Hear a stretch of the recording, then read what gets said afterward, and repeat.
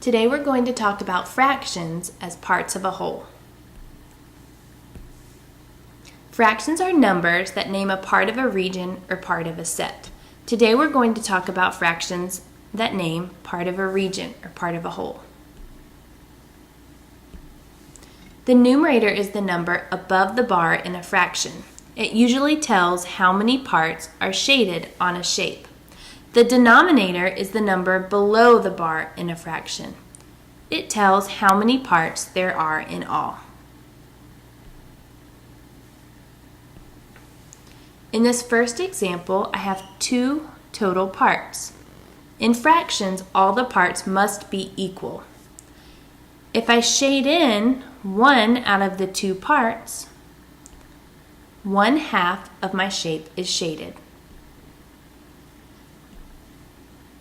In this picture, a fraction is not shown. This side is smaller than this side. The parts are not divided equally.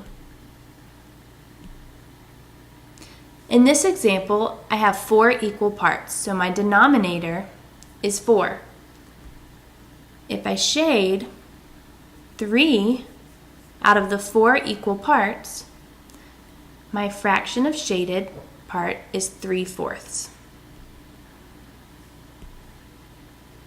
In this example, I have 1, 2, 3, 4, 5, 6, 7, 8 total parts.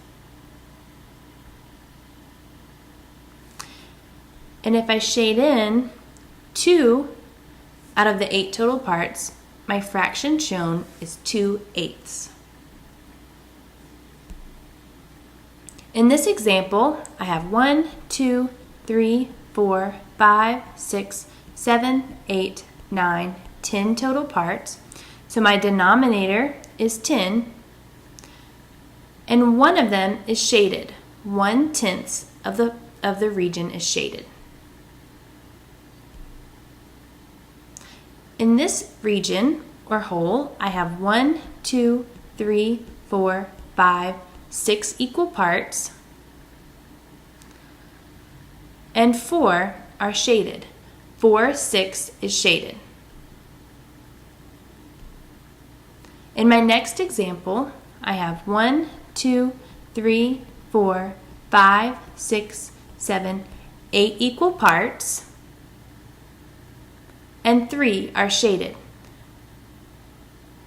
The fraction shown is 3/8.